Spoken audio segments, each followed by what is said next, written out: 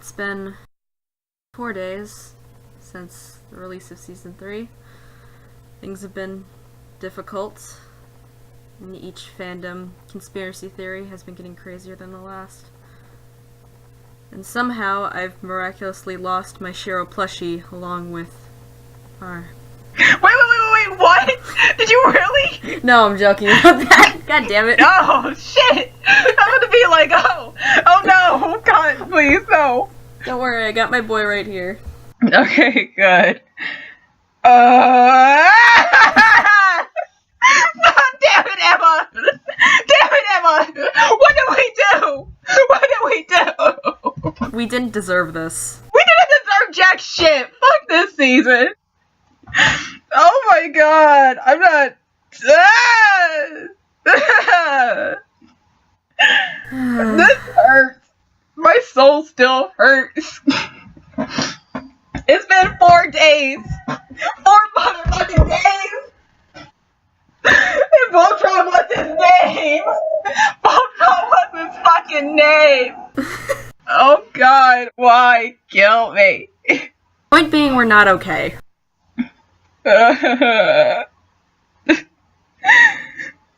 so much. It's 7 episodes. It's like so much happened in 7 episodes, and it's just and this motherfucker's face dead, man.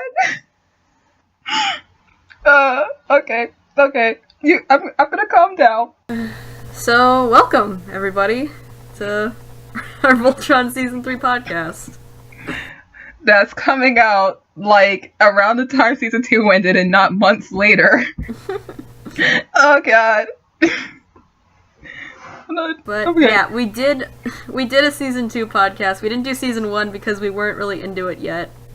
I didn't get into it until Season 2 started, around my birthday last year.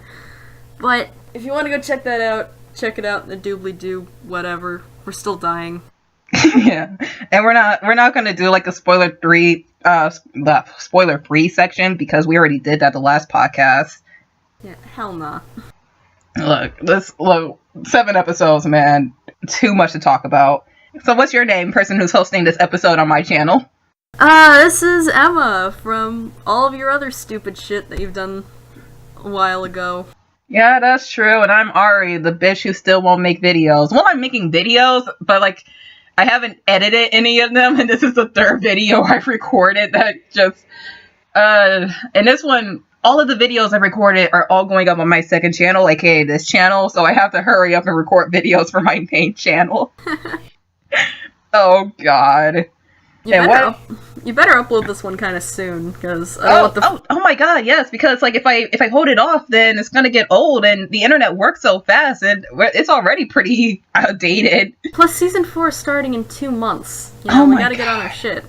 Wait, how many episodes is Season 4 again? I think it's gonna be 6. Fuck! Are you fucking kidding me? Okay, Netflix. Alright, Netflix. So, what are we talking about? We're talking about Season 3, right? Yep. Oh, God. Going over what happened. And why it fucked us up. Why it fucked us up so bad. It's been 4 days, Emma! And I'm still not over this shit. Neither am I, and it's just... We should probably start talking about it and just stop bitching. Yeah. Even if we are fucked up. So, we left off with Shiro flat out fucking missing. Not a good place to start. And then there's like, you can't form Voltron anymore without a Black Paladin. Find a new Black Paladin my ass, Alora. Legit, I was definitely guessing that Keith would be the one to freak out about this while everyone was just trying to move on. Yeah, because his boyfriend is fucking missing. Exactly. just so we don't get shit, we're dirty multi-shippers, alright? Okay? I am a filthy multi-shipper, and I do not give a fuck, because you cannot tell me that this age gap is influencing little kids to make bad decisions when this is about fucking space warriors that pilot giant robots. Oh my god. Totally different scenario. Yeah, unless you're like me and love Attack on Titan and you're like super close knit about your ships, especially your OTP, and you especially don't give a fuck. Not saying what it is because I'll get yelled at. Yeah, don't fight her. Come to my channel and fight me. You don't have a channel. Well, yeah, I just don't do anything with it. But I do have a Tumblr. You can fight me on that one. Oh, you have a channel? Really? Wow. Well, I don't do anything with it. All right. Yeah, but you do have a Tumblr anyway, Voltron. Mhm. But fucking, I feel for Keith, man. He is just this poor kid. Okay, give this kid a fucking break. Yeah. He had an identity crisis last season. He doesn't need this now. That's true, because all of a sudden it's like, hey, you share the blood of our enemies, and now your best friend is gone, and, like, you really do feel for him, because when we first meet Keith, he and Lance are rescuing Shiro, and then he's working with his best friend, and then he loses his best friend, and throughout the majority of the season, Keith is a selfish prick who won't shut his goddamn mouth, like when they were talking to the leaders at the meeting.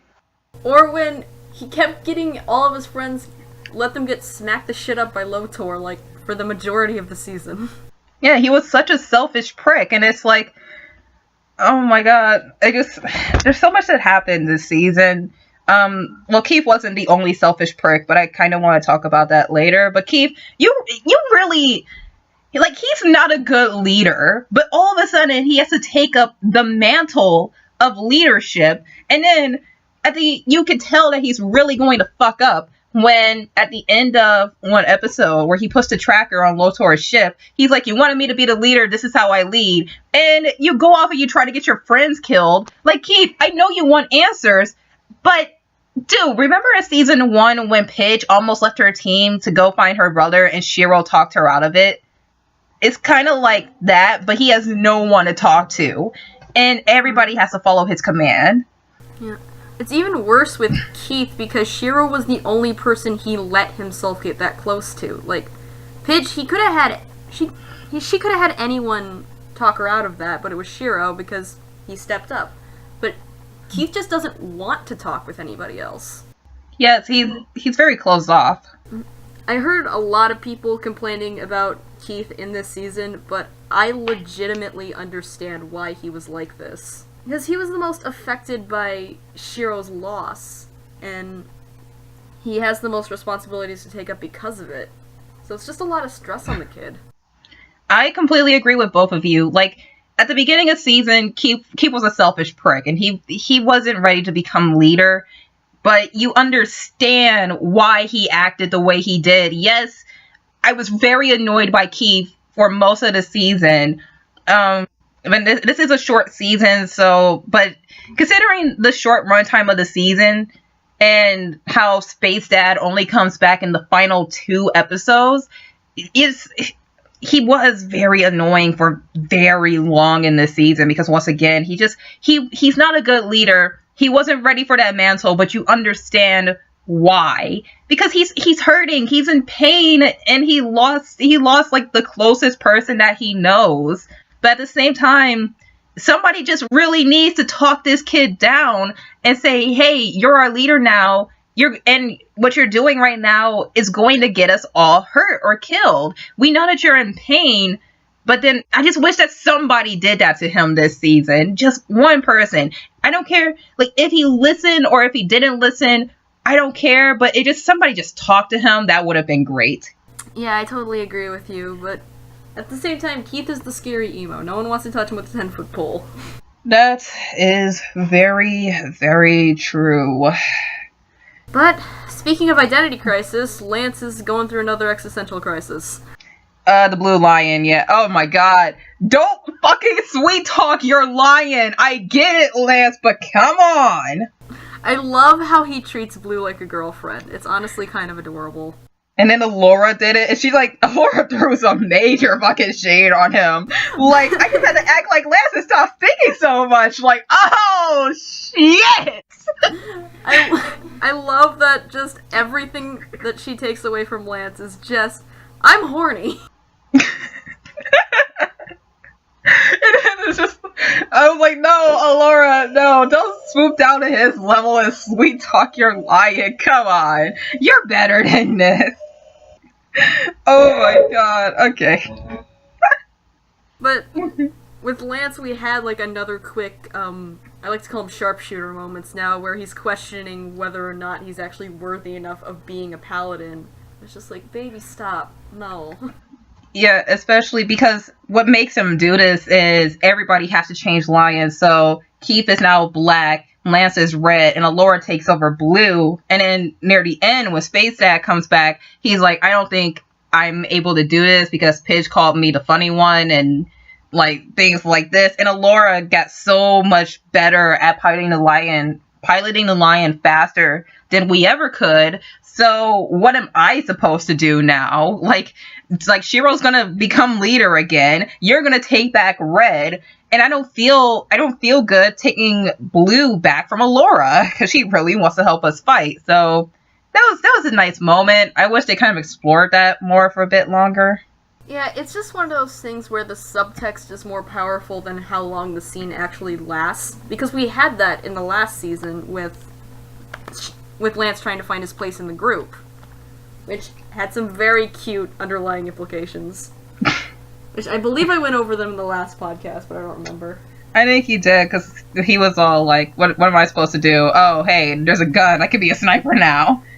Yeah, but when like he mentioned himself being the sharpshooter and then was doubting that, and then Shiro calls him that later, that clearly means that they had their communicators on. That is true. Yep. Everything wrong with Voltron. There was just a lot of self-angst in this fucking season. And everybody was a fucking prick. That's one thing I really liked about this season. Everybody became selfish. What am I looking for? In season 1, Pidge was kind of the selfish one, and I thought that was a great moment, especially between her and Shiro. And I kind of wish they would explore that more with more characters. And now here we are in season 3, and everyone is selfish. Like, Pidge isn't because she already went through that, and Hunk isn't because he's a comic relief. But Alora was like, I want to pilot the lion because my father made it, and I don't want to stay in this castle. And, you know, Keith is a selfish fucking prick. Lance has a little selfishness going on, but yeah, everybody was kind of off their rocker. It's because, you know, they don't have a leader, and they don't have a proper leader, you know, kind of like, if you catch my drift. But speaking of selfish pricks, why don't we talk about the new villain? Okay. Good old Lotor. Press motherfucking Lotor. I love this man. I'm serious. Listen, I am a space dad woman forever, but Lotor, step on my face. Oh god, you are like the 1 millionth person I've heard say that. This pompous British accent having motherfucker. I have words. Good words. Very good words. But words indeed. I'm gonna steal his conditioner. Oh my god, his hair is so fabulous. I love his hair. Damn, did you talk to Celestino or something? Cause damn. I feel like he spends more time on his hair than planning battles. I can just see it now, like every morning he wakes up like an hour early just so he can wash it to his hair. I actually saw like this cute little fan art of him and all of his female generals doing their hair in the mirror. Oh my god, I gotta see that! Cause like, oh man, the new bad guy team is really good, but Lotor, oh my god. Okay, let me just say this. I'm gonna say this right now, probably an unpopular opinion, but fuck you, fight me. Lotor is a better villain than his father. I will agree to that, because he's there. Like, Zarkon was always, like, brooding and planning from the background, like, get me my cat, bitch. And sure, that worked for being intimidating, but here you actually see Lotor going through his plan and seeing it work. That's what I think. Like, the thing about his father is he's just a bad guy, you know? He doesn't have substance to him. Like you said, he is in the background, but I always saw him as angry and reckless. And he's just, like you said, he's just in the background. Like, you don't see him planning or doing any work until the end of season 2 when he gets his ass handed to him. Because but he wants Lotor, that cat too bad. yes, exactly. But Lotor comes in, and he's a much better leader and villain because you actually see him planning, and you see he tries to grow his army, which is something vastly different from what his father does. His father just trains soldiers. He wants to make an army, and he does that by having people pledge their loyalty. And because he says, oh, nobody should fear us. We should all work together to bring down Voltron, which is genius because he does earn respect. But at the same time, when people pledge their loyalty, when he says, oh, I don't want to use fear, they're pledging their loyalty to you because they're afraid of you. And I think that's so much better than his dad, because he's actually there doing something, and he's actually thinking about this. He's analyzing the situation, and he's trying to find the best possible outcome. He notices that Voltron and the Alliance are acting differently, and he's like, okay, how can I use this to my advantage? And he does it by turning the Alliance against each other, by turning the Paladins against their Alliance, because he realizes that they aren't as strong anymore. He finds a weakness and he exploits it. And that's so much better. That is so much better. Mm-hmm. God, Plus, I love Lotor. I may not be able to remember all their complex names, but I love his generals. I just love their designs. I love their combat capabilities. I just love them. Yes, his generals are they're also very diverse. Like, you can clearly see kind of like a class system going on. Like, the smaller right hand general is kind of like the attack, and then he has a tank and a stealth type general is in there too. They're all very diverse and varied, and you can see that when these, like, we saw what happened when all of them come together. They took down a village and they let everyone live, and you just saw how powerful and intimidating they were all together and under Lotor's leadership. Like, that moment just proves just how good of a leader Lotor is and how intimidating and powerful these 6 people are. Like, these 6 guys over an entire army. I'm more scared of these 6 guys. Yeah, the fucking generals. First of all, love their designs. We got the fucking tank She-Hulk wants to break everything. Obviously alien Ty Lee from Avatar. Oh my god. That little pink, she is Ty Lee. Let's be honest here. She is. I'm not gonna lie, she is. And then we got the blind one, the cat, and the Galra that Keith saved in the Weblum, which, awesome callback. Love it. Yeah, they actually do work together, Voltron and the rebels, the Galra rebels in this season. Yeah, I love that the Blade of Marmora wasn't just, like, shoved out until later. Like, they keep calling back to all these races that have helped them. Yeah, and it's so, how awesome was it that this season was just much more diplomatic? Like, we start off with a meeting between the leaders of these races, and you actually see them look at the Blade of, god damn it. I'm having Zelda names, help me, Zelda names are coming back. Blade of Marmora. They look at the Blade of Marmora. Yeah, we don't need because I was about to say a Zelda name. We don't need you saying Gorams again.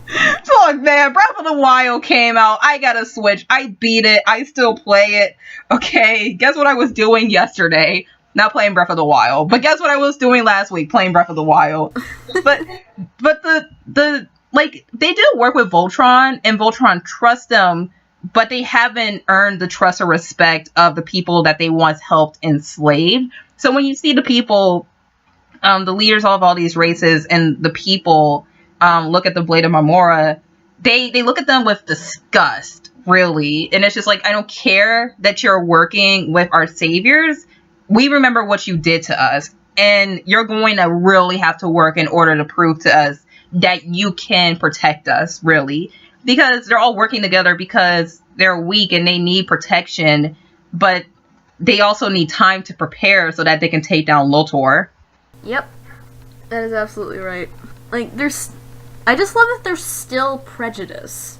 Like, with a story like this, you could make it so easy to just go like, oh, you're the good guys now, okay.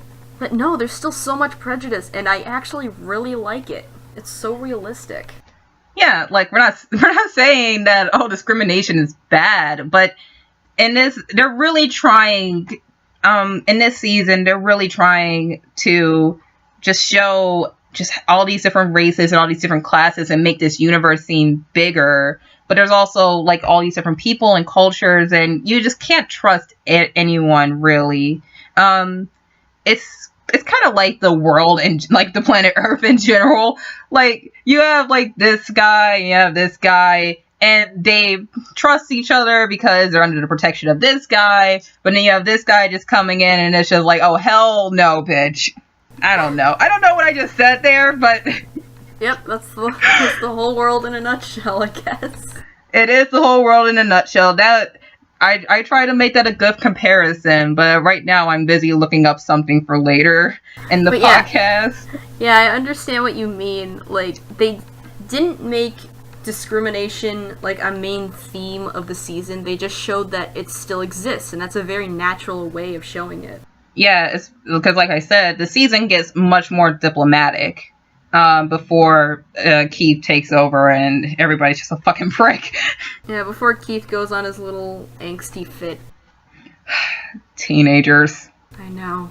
God damn it. Why are they such pricks? Why are you such a prick, Emma? See, I'm calling you out because I'm 18 now. You're still a teenager, you prick. I don't care. Shut up, Mom. Oh my god, I don't suck. Anyway, Voltron. So here's something I just want to say really quickly about this season. The Black Lion is a whore. The Black Lion is a fucking whore. Fuck the Black Lion. I hate the Black Lion. The Black Lion can go fuck off and die. I am drawing the Black Lion right now, so shut your mouth. No. This bitch. Like, at the beginning of the season, when the Black Lion let Keith take over, I thought this is probably going to be a temporary thing because the Lions have a connection and a bond with the Paladins. So the Lion can probably still sense that Shiro is alive and he knows how close Shiro is to Keith. So it's like, I'll let you pilot me because you're so close to my last Paladin. Then Shiro comes back. Shiro gets to the Black Lion and the Black Lion is like, nah, fam, you left. You died. I got a new Paladin. Fuck you. And it's just like, fuck the Black Lion, man. Fuck you. You're the head, man. You're the head. Alright, before you keep ranting, I think we have to address a little something about Shiro. Because I was kind of half paying attention to the episode, what was it, the Journey, aka Shiro suffers for 20 minutes. But like, so in the beginning I didn't really understand what was going on. All I knew was Shiro just didn't seem right. Like, at first I was thinking, like, maybe Josh is out of practice, maybe the animation team switched some things up, but something just didn't seem right about, like, it's hard to explain, but he seemed like he was on autopilot as far as, like, his dialogue and his movements. And then I went to Tumblr to find the wonderful new little conspiracy theory that was more true the second time I actually watched the episode. What was it about? Because You haven't seen this? No. Okay, I'm about to break your fucking heart. Oh, God. So, basically, it's that Shiro is not actually back. He is a clone. Nope. Bullshit. Nope. Yeah, this sounds like bullshit, but I just want to go through, like, the first couple minutes of the episode and just go through this. All right. First of all, he wakes up in a tube. Clone 101. Come on. But... Oh, shit. Is that already what got you? I just remembered. Alright, keep going. But he also wakes up in a tube with his hair down to his shoulders, no guards and no one in the room. And keep in mind, when Shiro was captured for a year by the Galra, his hair only got white. It didn't get any longer. And he's been gone this time for 2 months at the very most. So it looks more like he's been on a deserted island for 5 years talking to a volleyball. But... Sorry. So the only way to explain this sort of thing is if his aging was sped up. Maybe to clone him? But, anyway. First of all, no one was in the fucking room. You would think they would want to keep a prisoner and test subject so valuable at least somewhat guarded. Just saying. But he did have to, like, fight his way out. True, but those were sentries that were like 3 hallways down. And keep in mind, they keep bringing up this thing called Project Curran. And the whole reason that people started looking this up was because of the Kuro AU.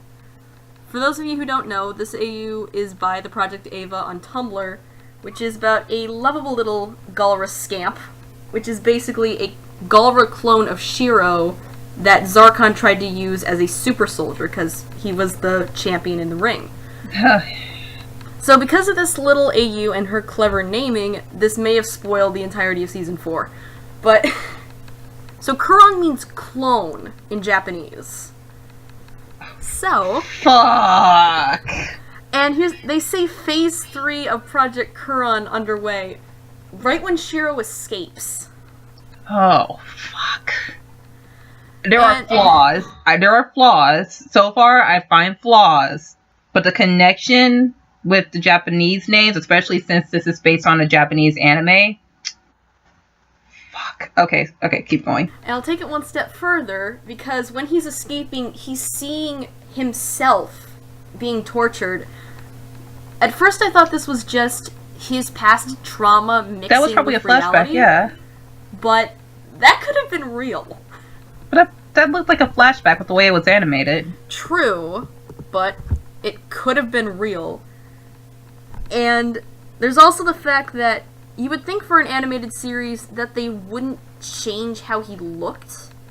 Because I was thinking after he cut his hair it wouldn't be any different, but they changed it, maybe to differentiate from the actual Shiro. I'm just saying, if this is a clone Shiro with copies of his memories so that they can keep torturing Shiro without the rest of the Paladins going to find him, I'm fucking hurt, dude.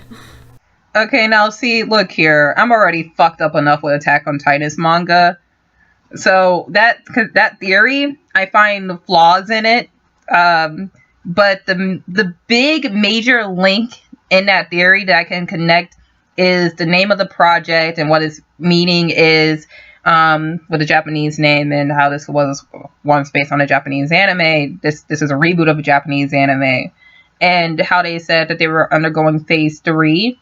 But at the same time, I just see like too many flaws and connections. So I'm just gonna have to wait until Season 4, really.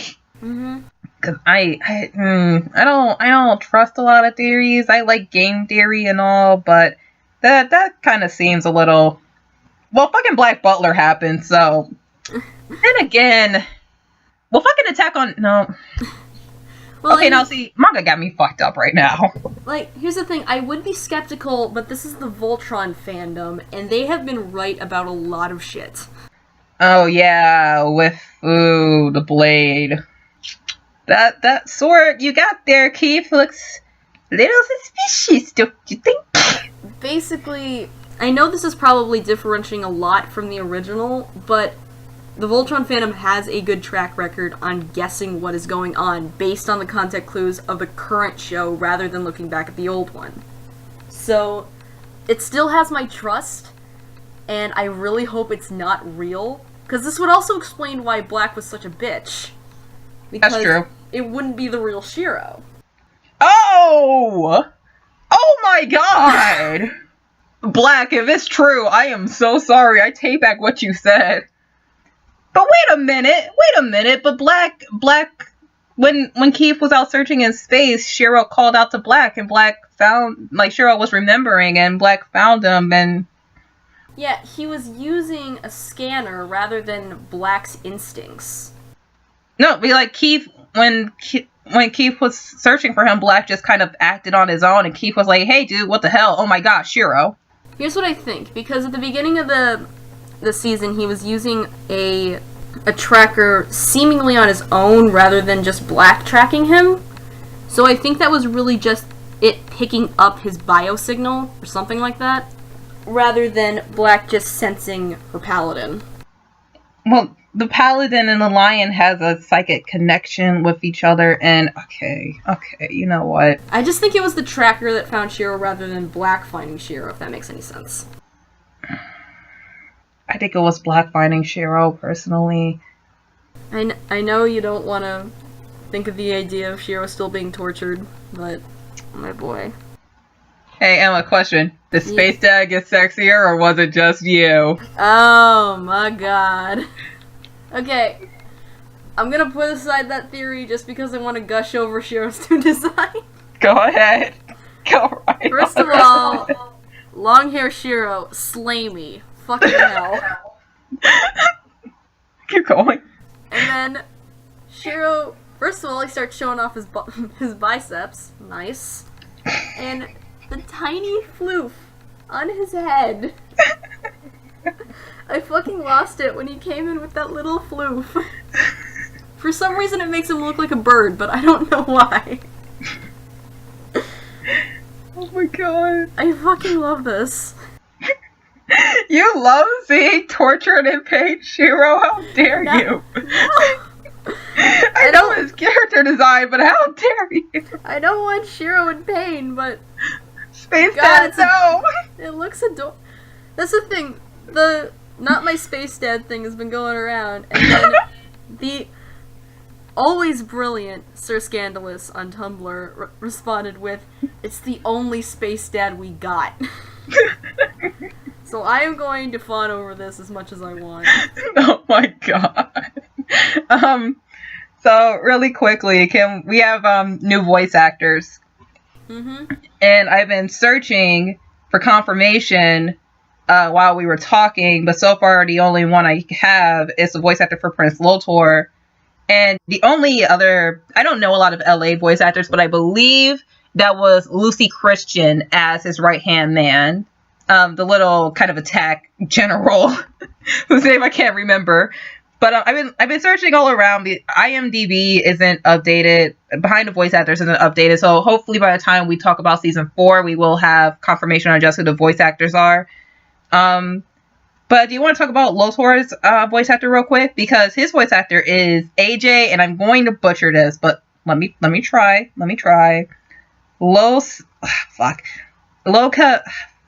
Locasio. Hopefully I said that right, because I have never heard of this guy. Okay, AJ Locasio. Okay, I'm looking him up. Previous voice work or acting credits have been in video games and a few Netflix series. He was in, let's see, Final Fantasy 15. But, oh wait, that's additional voices. He was Owen in Lego Jurassic World, the TV series. He was Trunk in Dawn of the Cruise, the Netflix series. He was also Emmett in the Lego movie short.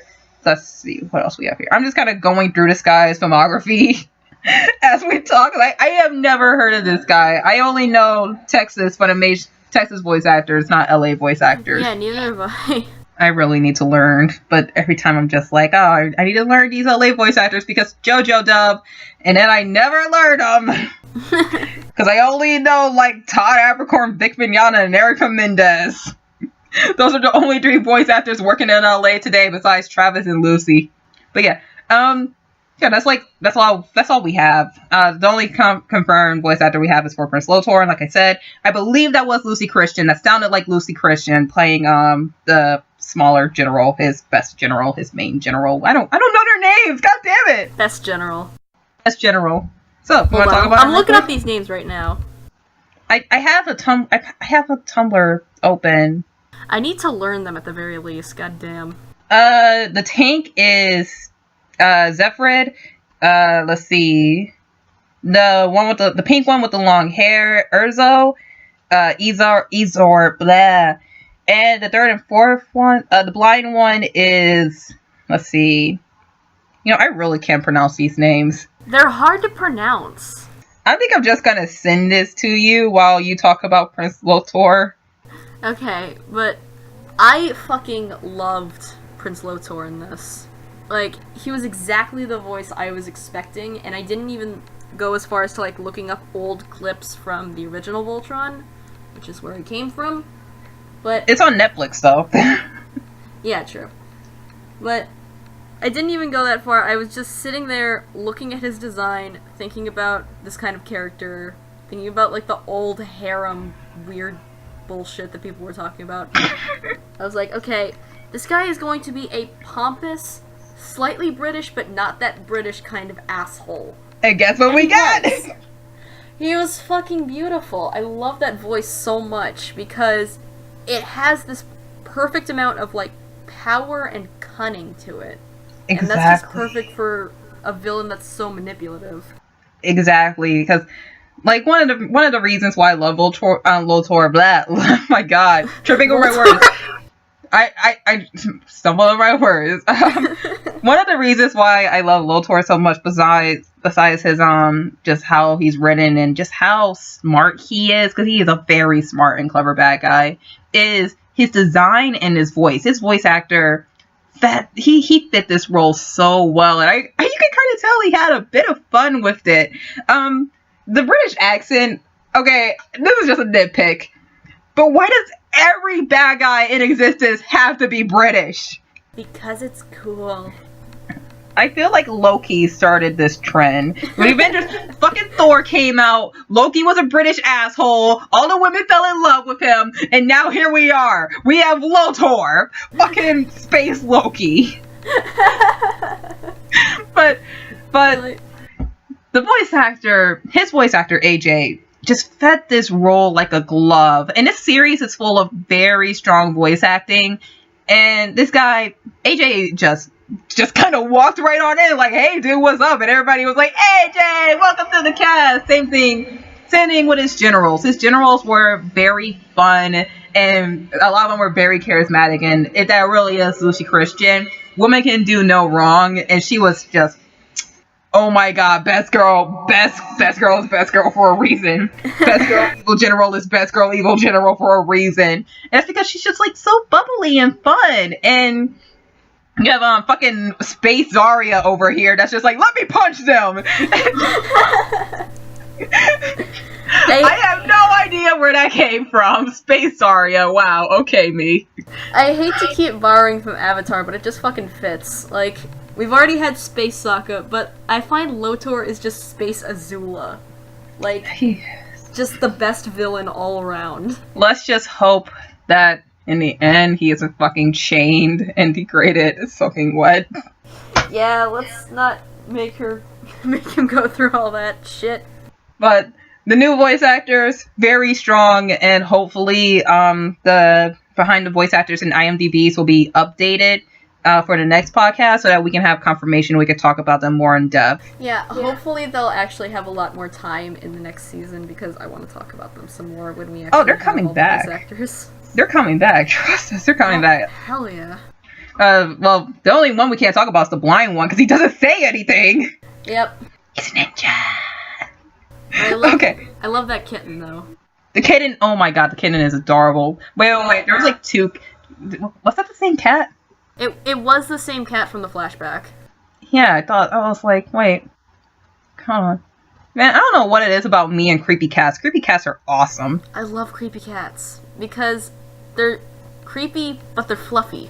You want to talk, alright, the latest creepy cat I saw, which wasn't that creepy, was Ku in Nambaka, because it's just like this black cat wearing an eye patch and a hat, and it's just adorable. That is so fucking cute. I'm sending you a picture, oh my god. Dude, send this shit.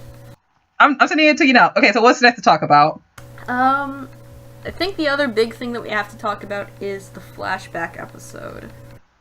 Sorry, hold on. Hold on. I need something to scream into. I'm just gonna bite into my hand, Aaron Yeager style. Hold on real quick.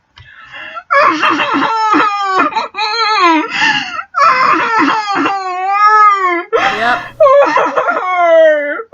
Oh my god,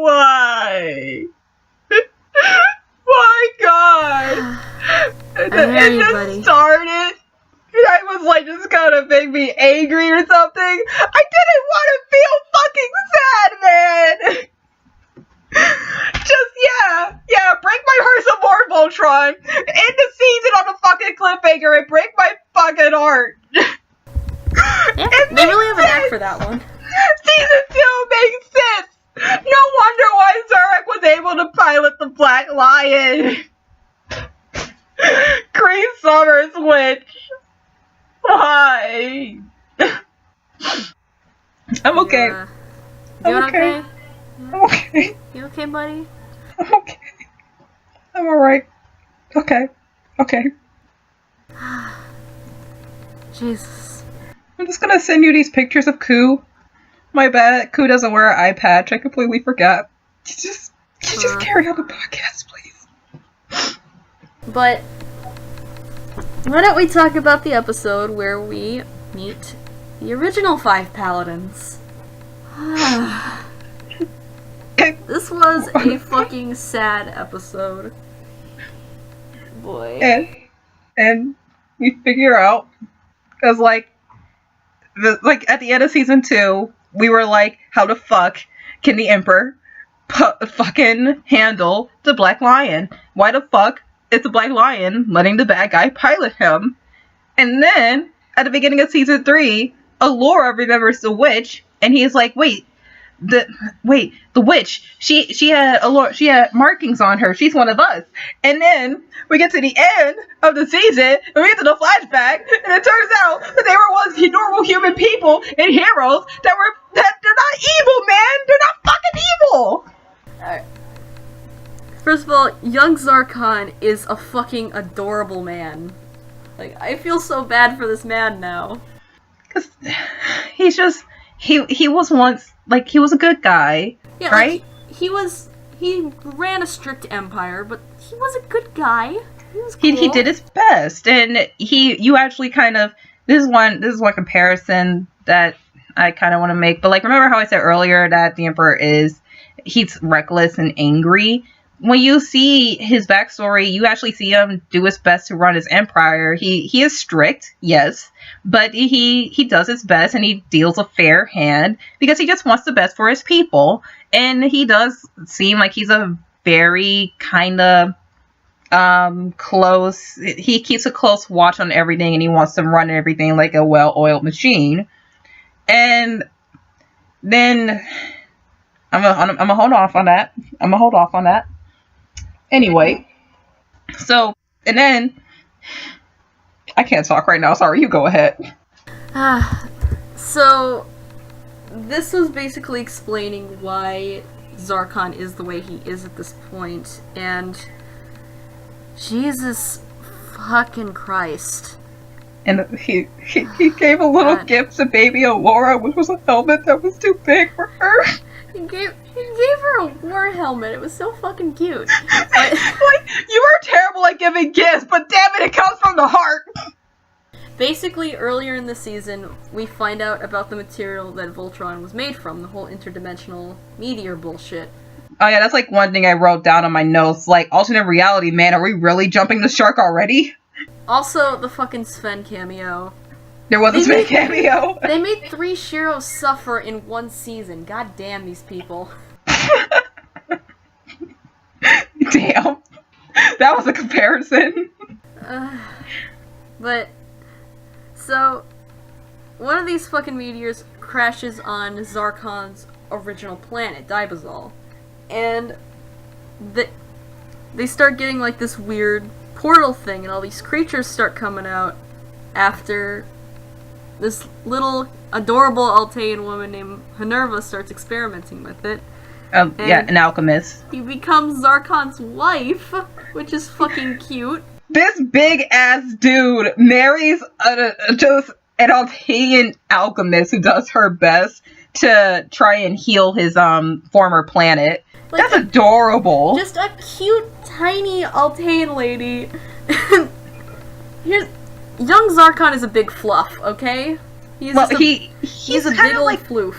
Well, he's serious, and he doesn't quite know how to take a joke, but when he gets married, the the king, Alora's father, comments on how he's become more loose and how he's starting to change, really. And he smiles! He fucking smiles! I was so happy for this. But, the king makes, I don't know, fuck, oh god, let me look at my notes. So, there's, this interdimensional, being who comes and is trying to, destroy, fuck. I'm just, so messed up right now. I still can't believe it. I know, dude, so these weird globby things start coming out of the portal and wrecking shit. And that's when Alfor gets the idea, oh fuck, let's build Voltron. Well, he uses a material and tries to build Voltron so that, he builds all these lions, apparently without knowing that they would turn into one giant lion. Yeah, hey, I built these 5 lions for us to pilot, Zarkon, you get in the black one. Holy shit! It's a giant robot person thing! This makes me believe that Alfor designed this whole thing while high off his ass. Pretty much. Damn, dude, what dang shit were you on? Seriously. But it works, and we get the freaking I'm a leg joke again. I'm a leg! We got that twice in one seaison. I actually like. We also got it in season 1. Yeah, we got it. The third one. We got it once with Hunk, once with Alora, and once with what was it, Gurgan or whatever his name was. I'm a leg. Pretty cool, right? I loved Alora saying "I'm a leg." That was fucking adorable. Yeah, but Zarkon gets elected the leader, and it forms Voltron. But once Alora's father comes in, I'm sorry, I forgot his name. After a while, we see just how damaged the Zarkon and his wife is. Hold on, I'm sorry, holding myself back. So Alora's father comes in, and he's like, "Wait, is that the cat? Oh my god, how is it still alive?" And then we see that this fucking interdimensional glot thing still isn't gone. Well, it's gone, but there was an essence left behind on it, and it's oh, this could grant me immortal life. And oh god, then we see one of the most fucked up images in the series so far. That was pretty. And then we find out that Emperor Zarkon. Fuck don't me. say Zora. God damn it, don't say Zora. I'm trying! It's Sidon! Oh god. Sidon's adorable. If you don't like Poseidon, fuck you. Wait, this is about Voltron, not fucking water people in Zelda. Yeah, we're getting off topic, but yes, he is a precious fish baby. He is a precious fish baby. He's adorable. But anyway, we find out that Emperor Zarkon and his witch were never evil to begin with. Because they were poisoned. I hate this storyline. I hate it so much too. It isn't the first time we see it. But when you do it right, it fucking hurts, man.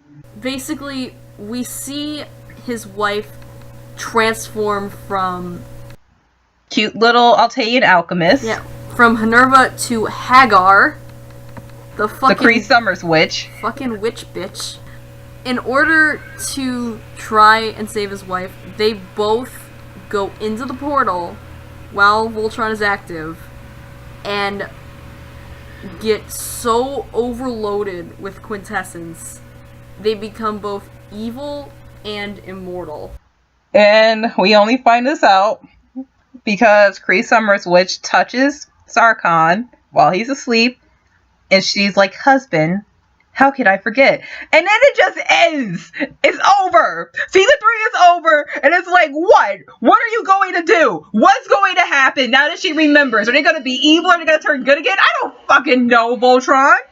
But basically, we learn why the Galra started this war. We learn what Zarkon has lost, and we learn by association that Lotor is Hagar's kid. How did that come out of that? They're fucking married! Either that or Zarkon's a slut. Lotor Lotor is too hot. Goddamn. I'm just saying.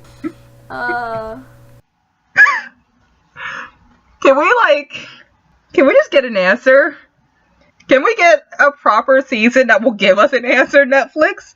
I mean, I forgave you with Castlevania being 4 episodes because you were clearly testing the waters, and then you saw the success and you immediately ordered 8 more episodes. Great. Awesome. Because Castlevania is the shit and I love it. But you don't do this shit here! You don't just leave us hanging, Netflix! And you don't make the next fucking season 6 episodes! Like... Netflix, what are you doing? Why are you doing this to me? I'm okay. But at least the original Blue Paladin is a big gay floof. Because I love him. He's my alien son. He was a little gay, wasn't he? He has now joined my army of Voltron sons. Because all of them are my sons, even though most of them are older than me. So basically, all of the Blue Paladins are either gay or bisexual from now on. And they're just big flirty goofs, and I love them. That makes sense. Curse of the Blue Lion, maybe. Yeah. Blue Lion is the fabulous gay as curse of the fuck. Blue Lion. Blue Lion is fabulous as fuck. Wait. I just remembered something. So, like, I remember being on Tumblr a while back, and this was when Prince Lotor was announced at the end of season 3, and people were making comparisons. And in the original Voltron series, Lotor tried to make Allura fall in love with him. Yup. So is that happening again this season? Or... I hope to God not. I remember specifically for like the last 10 minutes of our last podcast, we were just saying, guys, with Lotor, don't. Don't. Please don't. And we're still saying it. This is just a continuation of that. But if it happens, if it happens, no duh, because this is a reboot. But at the same time, come on, guys. This trope is old. Please don't. If it happens, I'm just glad that all of the artists that aren't so good right now will at least have bases to draw themselves with Lotor. Speaking of artists, one of my notes here is talking about the quality of the show, and this season does look like it had a slight increase in quality. In the last podcast, I talked about, you can clearly see where all the budget for the show went with the lions and the fight scenes. And this season did look a little bit better. I didn't catch as many times where the character goes off model, and the character's movements weren't as stiff either. And a few of the fight scenes did have a slight increase in quality, but it's a little better, not a lot, but you can probably attain that slight increase of quality to the fact that the season is shorter. Yeah, I can totally agree with you, but I actually kind of like that they did improve the quality, but not by such a marginal degree that you notice the minute you turn on the show, because then that would just be distracting. I'm all good for it getting better, but I'm glad it wasn't too much. I'll just say that. Here's the thing. I have to kind of question Netflix budgeting for this show, because Netflix does have quite a few a few series that are kind of spin-offs based on another existing property, and they have kind of like an average okay quality from what I've seen to them. Like they have Donna the Cruise and The Home Show and Peabody and Sherman, which is on there, and I haven't watched those completely, but my little cousin comes over and she watches them, and they do have quality, but they're kind of like an okay average quality. Voltron is the most popular show out of all of them I'm speculating here, but it just seems like it's so popular. So why is it the lowest quality show of all of them? Well, I'm just speculating here because I'm not really sure how this whole thing works, because I'm a fucking child, but I'm pretty sure this is more of an issue with DreamWorks than Netflix, because if you look at all of the animated Netflix series, the vast majority of them are from DreamWorks. And all the ones that you mentioned that have a similar quality, they are from DreamWorks, and they have a lot simpler character models. I completely forgot about that. Yes, that is very true. Like, Voltron is detailed as shit. Like, it looks like it wants to be anime level of detailed compared to these other DreamWorks shows that are just really cartoony. It may have a slightly bigger budget than those other two, but because they have to put so much work into design and they have such detailed character designs, that's why it seems like it's a little lackluster compared to the others. Yes, that is. I forgot all about that, and yeah, that is very true. With their other shows, but at the same time, I just kind of wish that they could just get like a little bit of help, just a little something to put into this show, just to increase the quality a bit more, because the quality this season did increase because it was a shorter runtime, and you're right about the details. Like, you could see every scrape and scar and bump and bruise on the models of the lions and Voltron and the characters, and the fight scenes are very good in this show. Like, Lotor, come on, the introduction of Lotor and his fight scene, that was probably one of the best 2D fight scenes in this show. I absolutely love it. Yes, but it's just a simple wish. Like, I really wish just something, just put just a little bit more money into it to just increase the quality of the 2D animation slightly, especially on the characters. Like, come on, Emma, your profile picture is Keith. Keith in existential crisis mode. Yes, and I partly contribute that single frame to just the moment of the scene, but I also partly contribute that to the fact that just the 2D animation isn't all that great at times. So it's just like, it works, but at the same time I can see flaws. Mm-hmm. Yeah. What I'm hoping is the show is just continuously growing hype, especially because they basically split the third season into 2 seasons. Fuck you. The other coming out in 2 months. Fuck you. I'm hoping they put a little bit of money into upping the quality, because, yes, it deserves it. And money into merch. The show needs merch. I want fucking lion plushies, please. Basically, all they have right now are mini lion toys and then big lion toys that are supposed to actually form Voltron. But those are like basic Toys R Us shit. Like, we need legit merch. Yeah, like, the only scrap of Voltron merch I have is my favorite coffee mug, but that's like for the original Voltron from the 80s. I want it from now. All I have are some of the little toys that I mentioned and a Shiro plushie I got at a convention. That's fan made. Yeah, that was from an artist, not an actual licensed merch. But just kind we need this shit. Like, we probably sound like super bitchy right now, but it's just a wish. It's just a simple wish. Well, here's the thing. Stuff like Yuri on Ice, that got merch in the States within, I don't know, 5 months of it finishing. Because, like, you have to, like, get the licenses, and then you have to, like, do the designs and print them and stuff, and then it's all out here. Yeah, but you would think that would be even harder considering it's a Japanese property. This is American. Fuck you guys. Yeah, like, we have, like, shirts from Hot Topic, and there's, like, Nindos. Well, Good Smile. Yeah, Good Smile is a Japanese company. Yeah, hold up, dude. I'm looking around my room right now, and I have a fabric poster, a throw blanket, a button, a keychain. Continue. And Mia just sent this to me, like, last night. There's a Yuri body pillow now that they're actually selling. Oh, yeah! That they're selling on Hot Topic's website. They have... Wait, what? I believe that was 36 items on... Hold on. I'm looking it up. For Yuri on Ice. Hold on. I'm looking it up. That finished December of last year, so that was not a long time ago. And that was 1 season. Voltron has been around for 2 years now. Motherfucker, there is one. And I need them to make a Victor one. I need the fucking History Maker t-shirt. Same.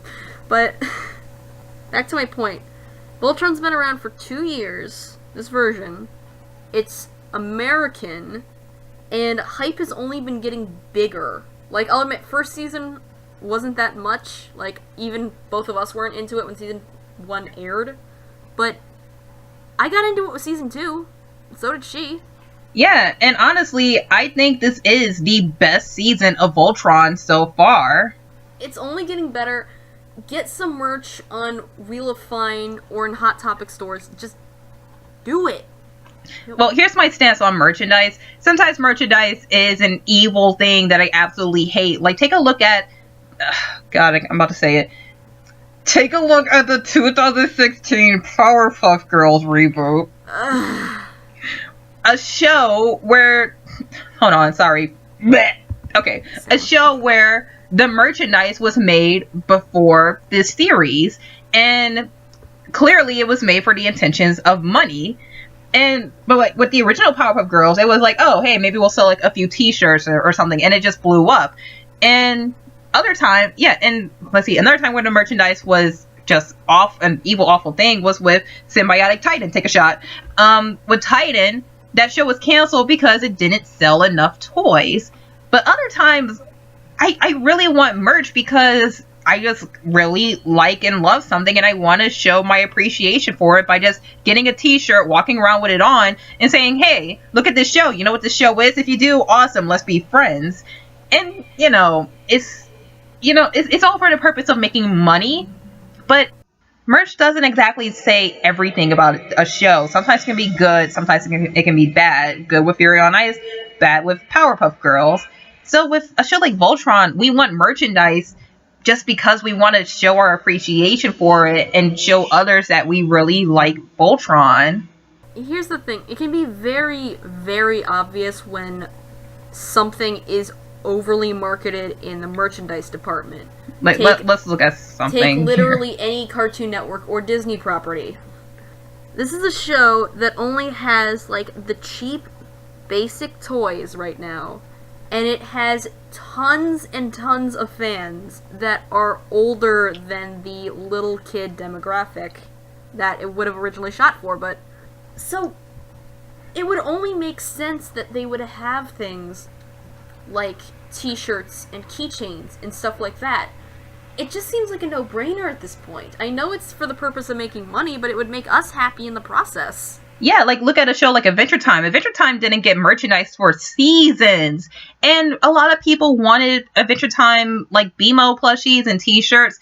And, we're going to give you our money, but we're giving you our money because we like this show and we want to show our support of this show, off the internet. But with a show like Powerpuff Girls, you're clearly only here to cash in on just the crowd, and a crowd that doesn't like, especially a crowd that doesn't like your show. So, just like some Voltron t-shirts would be great. I would love a Voltron t-shirt. Yeah, Netflix. You help DreamWorks.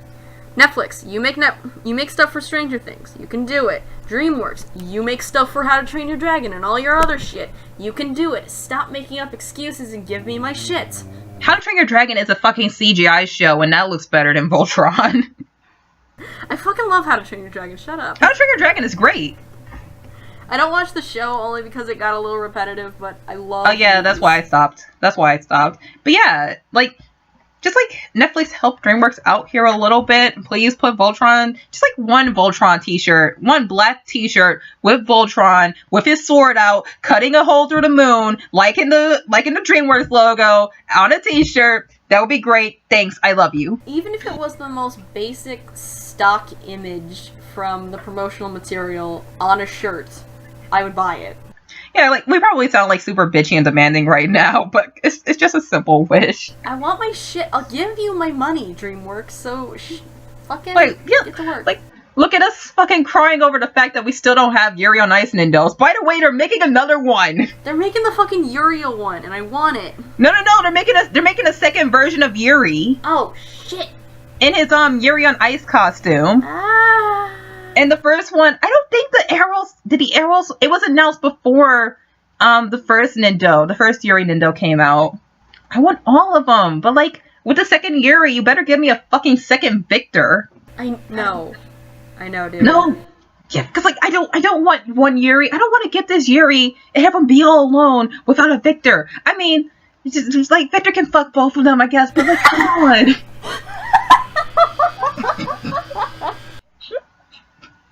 Oh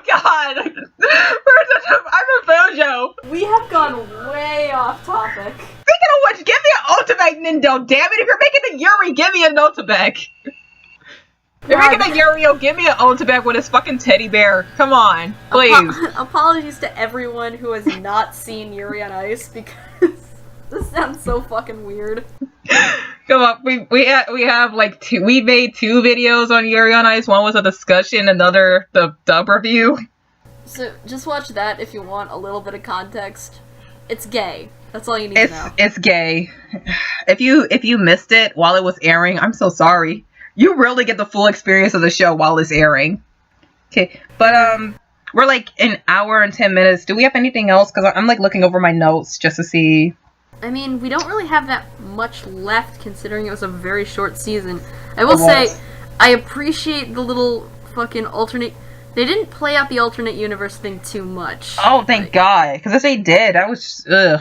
Like come on, guys. It's only season 3. All they did was have fucking Sven, and I absolutely loved it. Yeah. Like, seriously, if they just, like, kept going with that alternate reality thing, it's like, guys, it's only season 3. If you're jumping the shark now, the show isn't going to be that good later. Yeah, I'm really glad that they didn't go as far as to have all of the alternate reality characters come in. They only had Sven, which, if you guys didn't know, was the old version of Shiro, which was perfect because A, Shiro wasn't there, and he was fighting for the reverse Blade of Marmora. Because we thought that he was dead. Yep. And it got him and it gave the writers a chance to make Shiro suffer again when he wasn't even there. Fuck. Fuck you guys. Yeah. And it also ties in with the actual plot, like, oh, alternate reality, what the fuck, you guys? Oh, shit, this actually has meaning because this is the reason why this war is going on. Because technology is a bitch. And also, fucking Slav never shuts the fuck up about him. One of my notes says, Hunk is just like, nope, I know where I belong and this ain't it. This is about the fucking... when they were trying out who was going to be the paladin of the Black Lion. Yep. Pidge was too short. Like, how do I can't see. I love that Pidge was too short. That was the best thing. Please help my little 14-year-old body. Curse my short arms. Just... Oh, man. The Black Lion was cute. Let's see what we have here. See, yeah, Allura had like a pink outfit on, which looked really cute on her. Love it. So, like, the entire time, I'm so glad that she got to pilot Blue. I really am, because before, you can kind of tell that she had a sense of just not having a purpose, and she did. She really did belong. She had an important role in helping the universe. But she felt so unimportant because she couldn't pilot the lion that her father made. So I'm really glad she got to pilot Blue, even if it does kind of get in the way a little because there's 5 lions and 6 paladins. But yeah, good on her. Good girl. The only thing I'm really hoping for season 4 is that they don't make Shiro useless. Oh, God. Because now he doesn't have a place with the lions, and I don't want my baby to just be swept to the side like that. If this really is a clone, I can already see season 4 in my head. And it's also pretty obvious that, you know, they are going to take the Blue Lion away from Allura. But hopefully Allura can go through like this little arc where she's like, I'm not important unless I can fight, but she realizes that she is important and she does have a very important role. Mm-hmm. And that being in this democracy. Mm-hmm. And I'm hoping she can do that with Lance, because Lance has always had the I'm not important to the fight kind of thing going on. Yeah, this show knows what it's talking about. This show covers a lot of ground. It covers prejudice, it covers identity, it covers politics. So next season, if we can just get that, like, questioning just a little bit more identity, like, who am I in this war? What is my position? What is my role here on this team? If we can just see like a little bit more of that, not too much, because we already had a bit of it before with Keith, but that was more like that's like personal identity. But if we can just have like just what is my role here in this war, that would be really great to see, because knowing this show is more than it's probably going to do it. Knowing this show, this is why people love this show, because it's just, yeah, kids can get into it, but older fans like us, we can enjoy it because although it's clearly made for a younger audience, it doesn't talk down to its mature viewers, and it touches subject matter that we clearly can understand.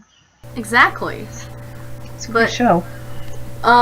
Since Shiro is my biggest concern for the next season, I might as well go over the other theories that have doing one more. spawned from the God clone damn it. theory. Because I just want to break your heart one more goddamn time. Alright, what theory? So basically, it's been split into two other ideas. One is that this was a total mindfuck, and that the Shiro from season 1 and 2 is the clone, which I do not think is correct at all. Because then this Shiro, the Shiro that we have now, would have had to have been trapped and be aware of all of this shit that's been going on. Yes, exactly. That's why. No, that doesn't sound right at all. I'm just gonna debunk that right now. That's pretty much bullshit. Well, wait, there was like that screenshot of Shiro and Pidge's bro. God. Oh fuck, Matt. We totally forgot about Matt. Oh my god. Yes, we got a teaser. That's from season 4. Yeah, there was a Shiro teaser. and Pidge's brother in the arena is from season. Yes. Fuck. Told you, dude. I'm sorry, I'm back. And then the one that I actually think is what they're gonna go through with the show, if this is a clone, is that the clone Shiro, which I'm just gonna call Curran because that's what the fandom's calling it, but if Curran doesn't know, if he is not in on the Galra plan, and he is just fucking crushed when he realizes it. Did anyone remember the screenshot? Not the screenshot, but when Shiro's voice actor was in the booth recording, and we all thought that was from season 3, but we didn't see it in season 3. So it's more than likely from season 4. Oh my god. Either that or they pulled a Gravity Falls on us. No, I don't think. If that's true, if that picture has anything, that official picture taken by the voice actor has anything to do with this clone theory, oh my god. Yeah, I told you, it made more sense than you think. Was that included in the theory at all? Not really, but it totally fucking fits. If Shiro, I mean, it's speculation. If Shiro is with Matt, then who the fuck is this guy? Oh, wait, that's his name, Matt? I forgot. Yeah, Pidge's brother. I forgot. My bad. But it's just no. I'm like thinking about it, I know. and it's speculation. Like it can make a little, just like a tiny bit of sense. Mm-hmm. But at the same time, it kind of feels like how Spider-Man: Homecoming broke the MCU timeline, which it fucking did, and I hate it so much. Oh boy. No, dude, here's what Spider-Man: Homecoming did. So, like, the MCU takes place in real time. Like, with every movie, it takes place during that current year. Spider-Man: Homecoming starts off at the end of Avengers 1 with a cleanup crew cleaning up after the battle in New York. And then all of a sudden, it's like 8 years later, and it's like, Avengers 1 was 8 years ago. And it's just like, you broke, you fool! You broke the natural order! That was such a shitty voice to an otherwise great reference. Great episode of Belly and Mandy. And I just gave away what the reference was from. So yeah. I don't have any other notes here. But yeah, these conspiracy theories are killing my soul. Shiro might... Hashtag not my Shiro, but hashtag he's the only Shiro we got. And Lotor was awesome. I love the emotional build-up in all this. Everyone was a selfish prick. There was a lot of emotion this season, not only just from us.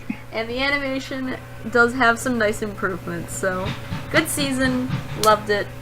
Can't wait for more in October. Sounds like there's someone at your door. We should probably end this podcast. Yep. Oh boy, so, do you want to whore yourself out, Miss Host Lady, or should I? I will only whore out my Tumblr in the description. I got some Voltron shit going on. I'm actually working on this right now. That being my designs for my little human Voltron AU, where they're adorable and chibi. Where the cute little lions have human forms to bond further with their paladins, and right now I'm designing the versions with the original paladins along with the new order with the paladins. Have you seen my paladin? He's about this tall, clearly gay, but we haven't had the talk yet. Yeah, I made that at the end of season 2 and I'm still proud of it. Okay, you should probably go answer your door and hang up while I can end this video. That's actually construction shit, so don't worry about it. Oh, okay. Well, hi, once again, my name is Ari. I am the person that runs this channel. This is my second channel, so if you feel like it, you can subscribe. I have, like, 2 other videos that I have to edit and put up on here.